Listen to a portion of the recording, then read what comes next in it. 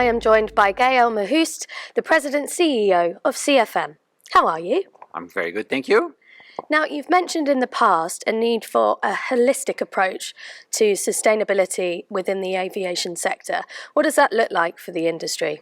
Well, the effort that we have to do to be net zero carbon by 2050 requires really to work on several pillars. The one is technology, and CFM, because we are the leader in aircraft engines, we feel the responsibility to bring to the market a state-of-the-art engine by the mid of the next decade. We have launched a technology acquisition and maturation program called RISE. That stands for Revolution, Innovations for Sustainable Engines. And by the middle of next decade, we're going to bring to the market an engine that will be 20% better in fuel efficiency than today's engine. So that's one part. But there are other ways, in parallel that needs to be pursued to meet the objective. And the other one is the use of sustainable aviation fuels, which are a quick win for decarbonization of the industry. Why?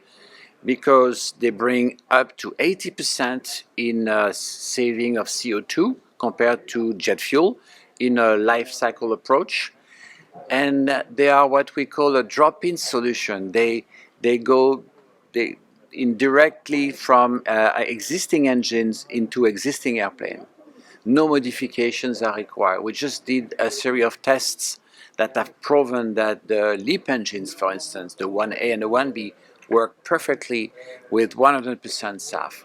So we are going to do our share, the OEMs, for a ultra-efficient aircraft by mid-decades, but the industry has to work on the production of sustainable aviation fuels. The airline has to get on board, I think they are, to increase the use of SAF over the coming years. And last but not least, and that's why it's holistic, the governments, they have to step in and find ways to incentivize the production of SAF, because the more production, the bigger the economy of scales, the lower the cost, and also policies to incentivize airlines to use SAF more and more in the coming years. Hopefully like 10% of their need by 2030. Brilliant answer, thank you. And CFM have signed an agreement with Airbus to roll out a hydrogen demonstration program due to take flight in the middle of the decade. Tell us more about that. Yes, so as I said, SAF is a quick win. The good thing with hydrogen is the true zero carbon emission fuel. That's why it's so attractive for us. There are a few challenges that need to be overcome, but one of the questions is, can a commercial engine work with hydrogen? We think it can. We have good hopes that it will. And in order to demonstrate it, we have partnered with Airbus. And as you said, we will flight test in the middle of this decade an engine which will not be a CFM engine. It will be a GE Passport engine, but with the same characteristic as a LEAP engine. And it will be flight tested on an A380 provided by Airbus. Airbus will provide the fuel tanks and the supply line to the engine, and we will modify the engine, and we will see by the middle of this decade we will demonstrate that an existing engine modified accordingly will be able to burn hydrogen perfectly. Exciting. And how important is it for the industry to come together to work towards a net zero target?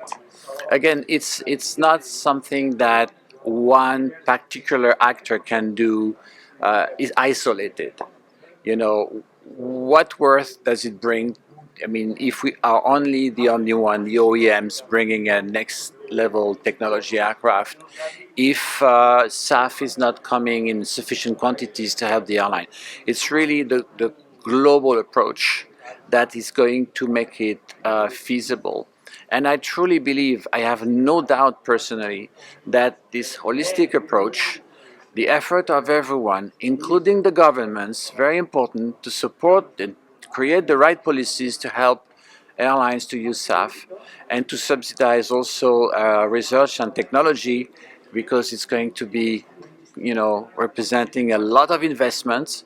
But that holistic approach is the one that's going to take us to the net zero by 2050. And what do the skies look like to you in 2035? Well, the sky by 2035, SAF will be more cheaper to buy than jet fuel. I am convinced, and so airlines will be using SAF. We will be introducing a new engines, and if the airframers are ready, we will put this new engine issued from the RISE program into a ultra efficient airplane. And yes, by 2035, we will be reaching very far into the goal for 2050. Excellent. Thank you so much for your time. Welcome. Thank you so much.